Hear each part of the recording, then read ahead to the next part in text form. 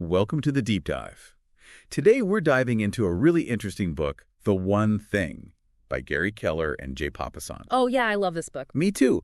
Have you ever felt like you have a to-do list a mile long Oh, absolutely. and like everything feels equally important? Yeah. This book really tackles that head on. It argues that real success, like extraordinary success, comes from zeroing in on your one thing, that one most impactful task. Absolutely. It's about focusing your energy on what truly moves the needle instead of trying to juggle a million things at once. So if it's not about doing it all, how do we even begin to figure out what that one thing actually is? Well, the book starts by kind of debunking what it calls the 6 lies between you and success. Okay. The first lie is that everything matters equally. Right. Instead of trying to do everything, it emphasizes what's called the Pareto principle, also known as the 80-20 rule. Oh, yeah, the 80-20 rule. Have you ever noticed how just a small amount of your efforts often lead to most of your results? Totally. I'd say 20% of my clients probably generate about 80% of my business. Exactly. Yeah. That's a perfect example. So instead of spreading ourselves thin trying to do everything, the one thing encourages us to identify and prioritize that critical 20%. That makes sense. And what's cool is this principle can be applied to almost any area of life, not just work. Okay, so we got to ditch that first lie that everything matters equally. Yeah. What about the next myth we got to let go of to be more productive? Okay, lie number 2 is multitasking. You know, we often wear multitasking as a badge of honor. Oh, for sure. Yeah. But research shows that it can actually make us less productive. Really? Think about it. How many times have you tried to, answer emails while on a conference call Oh, all the time? and end up doing both poorly? Yeah, all the time. And then I feel like I'm just constantly switching between tasks and not really giving any of them my full attention. Yeah, and you're not alone. The book actually compares the cognitive impact of multitasking to, get this, being drunk. Wow. Yeah, it's that significant. It drains your focus and your mental resources. So you're telling me I should just become a hermit Well, not quite. and focus on just one thing at a time in total isolation? Not exactly. That brings us to lie number 3, which is a disciplined life. Okay. It's not about being disciplined in every aspect of your life like a robot, but about directing your discipline towards your one thing. So it's about choosing where to focus your energy. Exactly. It's about being strategic with your energy. Think about elite athletes. Right. Like Michael Phelps. Okay. They don't try to be disciplined in every area of their lives. Right. They just focus intensely on their training. Right. That makes sense. Yeah. So for Michael Phelps, it was those 4-hour blocks of dedicated practice every single day. Yeah, exactly. And that's how he became so successful. So it's not about being superhuman. It's about being smart about where you put your effort. But what about those times when we just feel drained? Yeah. Like we don't have the energy to focus on our one thing. Right. And that's where line number 4 comes in. Willpower is always on will call. Oh, okay. The book challenges this assumption. It says that willpower is actually a finite resource, something that gets depleted throughout the day. So it's like a muscle that gets tired. Yeah, exactly. Eh? Have you ever noticed how, by the end of the day, Yeah. your willpower just fades? Totally. I definitely make worse decisions and get distracted way easier late in the day. Yeah. It's like my brain is fried. Yeah, exactly. So we have to protect our willpower, especially in the morning when it's at its peak, Okay. and use it for our most important tasks. So we've busted 4 lies so far. Yeah. What are the last 2 that are holding us back? Okay, so line number 5 might surprise you. It's a balanced life. Really? Yeah. So while balance sounds appealing, the book argues that striving for perfect balance in all areas can actually stop us from excelling in anything. So it's not about achieving perfect equilibrium all the time. Right. Instead, they introduce the concept of counterbalancing. It's about intentionally putting more effort into your one thing, even if it means temporarily neglecting other areas, knowing that you can come back and address them later. So it's okay if things get a little unbalanced as long as you come back to them. Exactly. It's like focusing on one specific muscle group during a workout. Right. You're not neglecting the other muscles. You're just prioritizing one area for a period of time. Makes sense. But what about that feeling that everything will fall apart if I'm not constantly juggling everything? Yeah, that's a common fear, but that's where counterbalancing comes in. You have to trust that you can come back and take care of those other areas once you've made real progress on your one thing. Okay, on to the last lie then. All right, line number 6 is big is bad. Hmm. A lot of us are taught to think small and play it safe, But the one thing tells us to go for big, ambitious goals. I like that. They use a great example, Sabir Bhatia, who created Hotmail. Yeah? He thought big and ended up selling his company to Microsoft for $400 million. Okay, so don't be afraid to dream big. Exactly. Thinking big opens up a world of possibilities. But once you've embraced that mindset, how do you figure out exactly what your one thing is? That is a great question. And I think that's where that focusing question comes in, right? You got it. The focusing question is like a superpower for cutting through the noise. It helps you prioritize your actions. Okay. The question is, what's the one thing I can do in a specific area such that by doing it, everything else will be easier or unnecessary? So, for example, if I wanted to write a book, my focusing question could be, what's the one thing I can do today to get closer to finishing my book draft? That's a fantastic example. And the cool thing is you can use it in any area of your life, not just work, relationships, personal growth, anything. So it helps you focus on what's truly important. Exactly. But asking a great focusing question is just the beginning. The next step is finding a great answer, one that's truly going to make a difference. So how do we find those game-changing answers? Well, the one thing suggests doing your research. Don't just rely on your gut. Look at what successful people in your field are doing and see what's working for them. So study the masters. Exactly. Learn from the best. Okay. Also, think about the future. Where is the best answer headed? Anticipate changes instead of just reacting to them. So it's a strategic approach to figuring out your one thing. Exactly. And sometimes, to find that answer, you might even need to reinvent yourself. Are you willing to step outside your comfort zone and learn new skills? So finding your one thing requires you to adapt. It does. It requires commitment and a willingness to change. So what are the key commitments that the one thing asks of us? Okay, the book outlines 3. The first is go for extraordinary. Don't just settle for average. Push yourself to achieve remarkable results. So aim high. Exactly. The second is be a purposeful person. This is the P mindset. Always be looking for the best way to do things, even if it's outside your comfort zone. I love that. Be open to new ways of thinking. Yeah. And finally, be accountable. It's not enough to just set a goal. You have to follow through. Right. So how do we make sure we stay accountable? Find an accountability partner. Okay. Someone you trust, who you can share your goals and progress with regularly. Someone to keep you on track. Exactly. It could be a friend, a mentor, or even a coach. Someone to support you along the way. Okay, that makes sense. Accountability is so important for staying motivated. Absolutely. But even with the best intentions, there are things that can get in our way. Like those 4 Ths you mentioned earlier. Yeah, exactly. Those sneaky things that steal our time and energy. And the first one is a big one. The inability to say no. Oh, yeah. We've all been there, feeling like we have to say yes to every request, even if it pulls us away from our one thing. I am so guilty of that. I'm a total people pleaser. But I see how it can lead to burnout. The one thing emphasizes the importance of learning to say no, politely but firmly, Right. to requests that don't align with your one thing. It's about protecting your time and energy. So instead of just saying no, can you maybe offer an alternative solution? Right. Or suggest someone else who could help? Exactly. It's about being helpful but assertive. Okay, what about when focusing on my one thing creates chaos in other areas of my life? Right. And that's thief number 2, fear of chaos.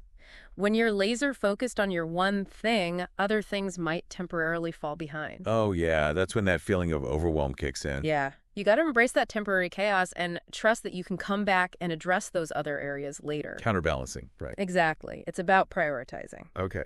Now, the third thief is one we often forget. Poor health habits. We can't expect to perform at our best if we're not taking care of ourselves. Oh, 100%.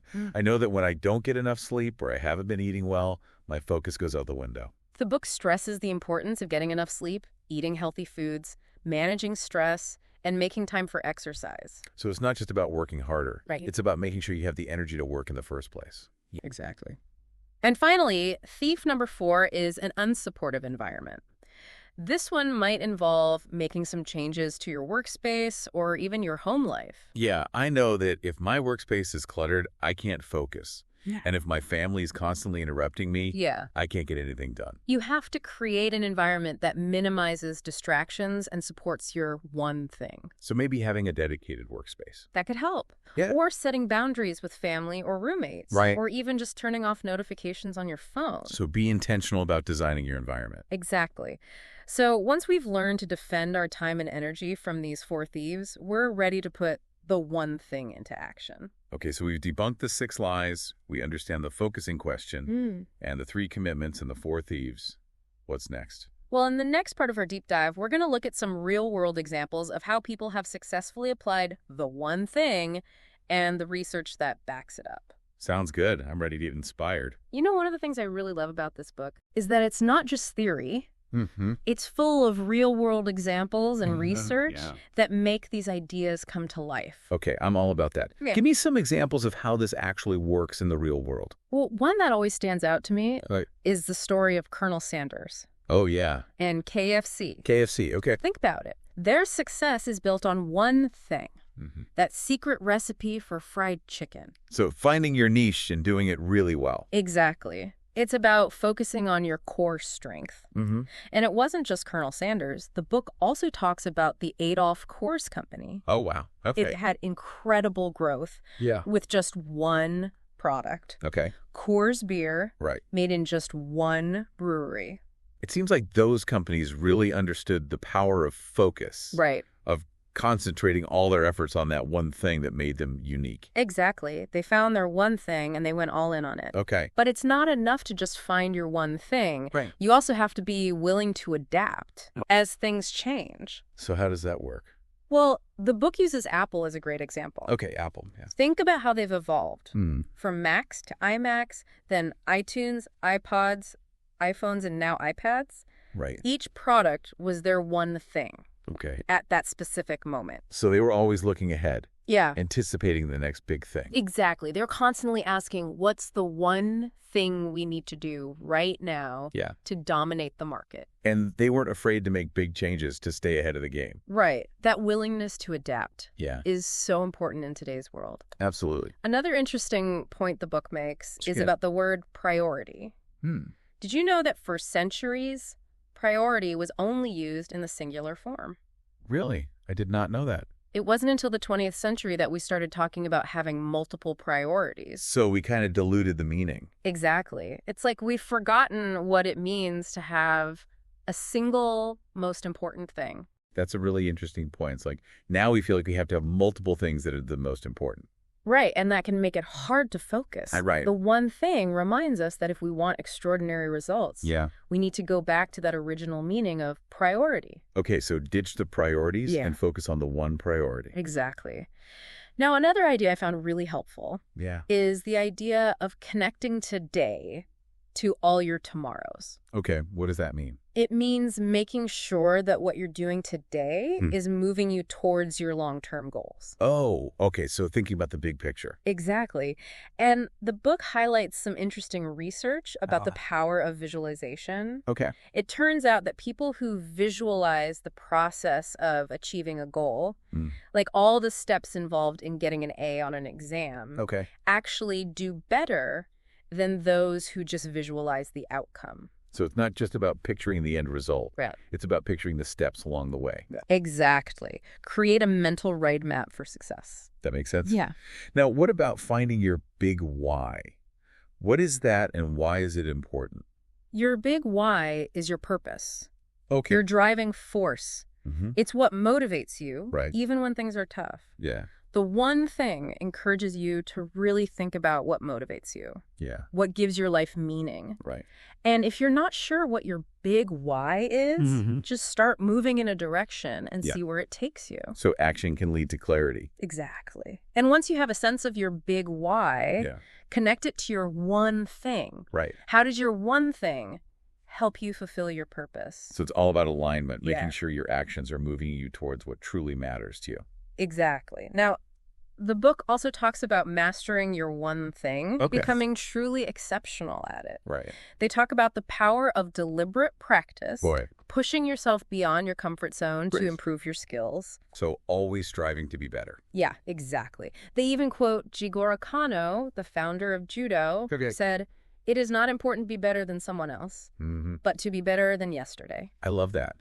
It's about focusing on your own progress. Exactly. Embrace a growth mindset Okay. and keep getting better every day. So how do we avoid getting stuck? Great. Like once we've reached a certain level of competency? Well, they talk about something called the OK plateau. Okay. That's when you've become good at something, Right. but you've stopped actively trying to improve. Okay. You're not challenging yourself anymore. Right. So how do we break through that? One way is to seek feedback. Okay. Get an outside perspective on your strengths and weaknesses. So don't be afraid to ask for constructive criticism. Right. Now, the book also offers some great advice on time blocking. Yeah, I'm all about time blocking. But they add a little twist. Okay. I'm intrigued. Tell me more. They distinguish between maker time Okay. and managing time. Maker and manager. Okay. Maker time is when you're actually doing the work, Mhm. producing the results. Okay. It's that focus time when Yeah. you're in flow, Right. free from distractions. So for a writer, Yeah, maker time would be the time spent actually writing, exactly. and manager time would be answering emails or scheduling social media. It's Exactly. those kinds of things. And they argue that you need to protect your maker time like it's gold. Okay. Because manager time, which tends to be more reactive, Yeah. can Yeah. easily eat into that maker time if you're not careful. Okay. So set boundaries and Yeah. protect that creative time. Exactly. They give the example of Paul Graham, who founded Y Combinator. Okay. He created a company culture that runs on a maker's schedule. Okay. What's that? They cluster all their meetings at the end of the day. Okay. So people have large blocks of uninterrupted maker time. That's really interesting. Yeah. They also shared Jerry Seinfeld's method for staying productive. Oh, yeah. I've heard about that. He uses a calendar Right. and marks an X on each day that he achieves his writing goal. Yeah. It's so simple but effective. Right. It's visual. It's motivating. Totally. Like Seinfeld said, don't break the chain. I love that. It helps you stay consistent and make progress every day. It's all about building that momentum. Exactly. You know, these examples are so inspiring. Yeah. It's one thing to read about the theory, Mm-hmm. but it's another to see how these ideas have worked for real people. Totally. It makes it feel much more achievable. Right. And in the final part of our deep dive, we'll explore how the one thing can be applied to specific areas of your life. Great. Your personal goals, your relationships, your work, even your spiritual life and your community involvement. Okay, I'm excited for that. Okay, so we've talked about the big ideas in the one thing, Yeah. but I'm really interested to see how we can actually use these ideas in our lives. Yeah, that's the important part, right? Yeah. Exactly. So how can we apply this to our relationships, for example? Well, the book suggests using the focusing question, but like tailoring it to relationships. Okay. So you could ask yourself, what's the one thing I can do this week to be a better communicator with my partner? Okay. Or what's the one thing we can do as a family to spend more quality time together? I love that. It's about making a conscious effort Right. to improve those relationships. Exactly. And it's not just romantic relationships. Right. You can use this with friends, family, colleagues, anyone. So it's about finding that one key thing that can strengthen any relationship. Exactly. What about using the one thing for personal growth? Okay. Yeah, how would that work? Same principle. You could ask yourself, what's the one thing I can do to get healthier? Okay. Or what's the one thing I can do to learn that new skill I've always wanted to try? So it's about being intentional about our own development, Yeah. not just letting it happen randomly. Exactly. You have to prioritize those things that make you feel alive. Yeah, and help you grow. Right. You know, one thing that really stood out to me in the one thing was how they talk about spirituality. Oh, yeah, I like that too. It's not something you see in a lot of productivity books. Right. It was refreshing. Yeah, they talk about how important faith is to a lot of people. Yeah. And how it can give you purpose and motivation. Right. They even quote Viktor Frankl. Oh, yeah, Man's Search for Meaning. Exactly. Powerful book. He said, man's search for meaning is the primary motivation in his life. It's so true. It's a reminder that we all want our lives to have meaning. Right. And the one thing suggests that connecting with your spiritual side, whatever that looks like for you, can help you find that meaning and figure out your one thing. It's like tapping into a deeper source of inspiration. Exactly. And even if you're not religious, the idea of finding your big why is still important. Absolutely. It's about living a life that feels truly aligned with your values. Exactly. So as we wrap up our deep dive into the one thing, what are your biggest takeaways? Well, honestly, what I love most is how simple and clear the message is. Yeah. In a world that's so chaotic, Right. with so many distractions, the one thing gives you a way to focus on what truly matters. Couldn't agree more. It's easy to get caught up in the busyness of life. Right. And forget about what's really important. The one thing brings us back to that. It does. And it's not just about achieving success. It's about living a life that's meaningful and fulfilling. Could have said it better myself. So for our listeners who are ready to put these ideas into action, Yeah. what's the one thing you'd recommend they do? I'd say take some time this week and really think about that focusing question. Okay. Ask yourself, what's the one thing I need to focus on right now to make everything else easier or unnecessary? I love that. Such a powerful question. And once you have your answer, commit to it. Yes. Protect your time, take action, Wow. and watch what happens. It's about taking that first step and trusting the process. It is. This is a journey. It is. And there will be challenges along the way. For sure. But focusing on your one thing is so worth it. Absolutely. Well said. And folks, remember, the journey of 1,000 miles begins with a single step. So take that first step today. Focus on your one thing and watch as your life transforms in extraordinary ways. Thanks for joining us on The Deep Dive. Until next time, keep seeking knowledge and keep diving deep.